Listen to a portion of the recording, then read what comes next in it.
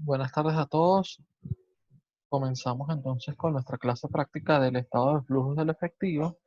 En la clase de hoy veremos el método directo. En la próxima clase veremos el método indirecto.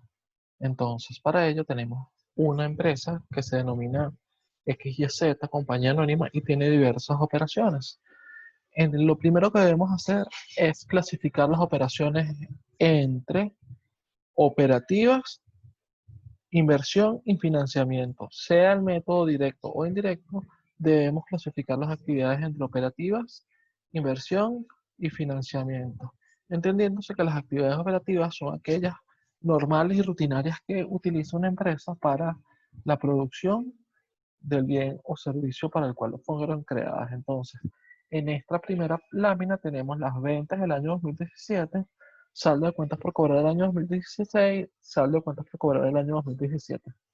Estos valores nos sirven básicamente para calcular cuánto fue el cobro de la cartera de cuentas por cobrar del año 2017. Se supone que las ventas pasan a través de las cuentas por cobrar. El asiento normal de una venta, por lo general, tiende a ser cuentas por cobrar contra la venta, que es el ingreso. Entonces, esto nos va a permitir calcular el cobro de las cuentas por cobrar. Tenemos los gastos de sueldos y salarios, pago a proveedores, gastos varios, costos varios, impuestos y gastos financieros.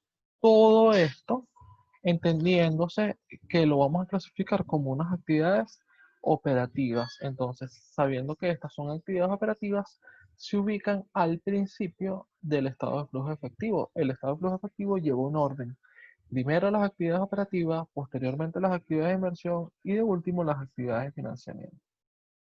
Entonces, luego tenemos las actividades de inversión. Aquí tácitamente nos dice venta de inversiones. Puede ser de repente algunas inversiones que tenía la empresa en otra empresa y se vendieron o se liquidaron esas inversiones.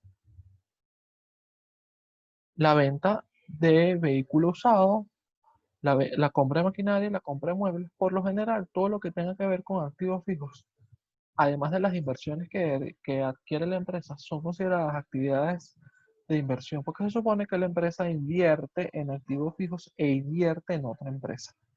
Acá prácticamente vamos a ubicar únicamente cuentas de activos.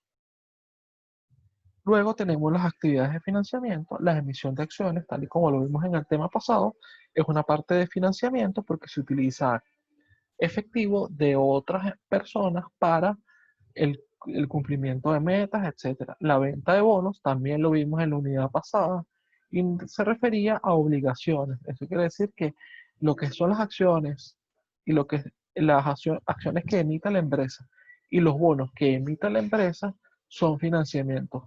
Las obligaciones financieras son préstamos a largo plazo, así como el pago de dividendos. Todas estas son actividades de financiamiento. Entonces, una vez que clasificamos las actividades de la empresa entre operativas, inversión y financiamiento, procedemos a calcular el estado de flujos efectivos por el método directo. Entonces, nos vamos a nuestra acostumbrada hoja de Excel. Entonces, lo primero que colocamos acá son las actividades operativas. Entonces, las actividades operativas, tal y como lo vimos antes, lo primero que vamos a colocar las vamos a colocar en ese orden, cobro de cuentas por cobrar. Entonces, ¿cómo calcular acá? Vamos a colocar una nota. Básicamente la nota es para saber, para que ustedes cuando estén estudiando, sepan de dónde salió esta nota. Entonces, la nota número 1 quiere decir, entonces, ¿cómo saber? Son las cuentas por cobrar del año 2016. Se supone que esto es una cuenta real. Eran de bolívares 50.000. Se supone que las ventas, como no nos dicen al ejercicio, asumimos que son a crédito.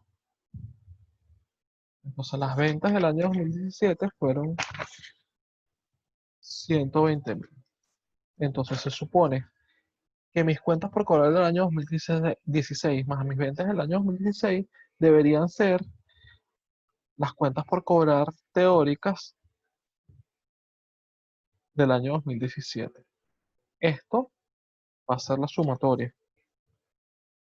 Entonces las cuentas por cobrar teóricas del año 2017 son 170.000, pero resulta que en mi balance dice que mis cuentas por cobrar del año 2017 fueron 70.000, por lo que si mis cuentas por cobrar teóricas, eran 170.000 menos los 70.000 que realmente fueron, quiere decir que yo logré cobrar en el año 100.000. Entonces, de esos 70.000 que habían en mis años 2017, haciendo las operaciones algebraicas y aritméticas del año 2017, nos da que cobramos 100.000 bolívares en el año 2017. Entonces, es importante saber qué me aumenta y qué me disminuye el efectivo. Sabremos que en este caso, como cobramos cuentas por cobrar, este saldo fue positivo, todo lo que cobro hace que mi efectivo se incremente. Entonces, sabemos que los sueldos y salarios es una disminución de efectivo. Esto automáticamente sabemos que es negativo. Los pagos a proveedores, todo lo que sea pago, es una cuenta que me disminuye el efectivo.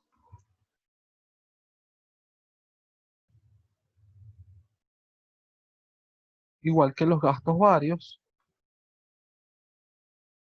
Entonces, siempre es importante saber qué me aumenta y qué me disminuye el efectivo. Los costos indudablemente también disminuyen el efectivo porque son erogaciones en las que incurre la empresa para la generación de ingresos. Los impuestos, en este caso, son unos impuestos que podemos decir que son impuestos como el impuesto al valor agregado, es decir, que están relacionados directamente con las actividades operativas. Y por último, los gastos financieros, que pueden ser comisiones, intereses, etc. Entonces, ¿qué tenemos aquí? Lo primero que yo les recomiendo que calculemos es el total. Si el total es positivo, nosotros tenemos que utilizar la siguiente nomenclatura.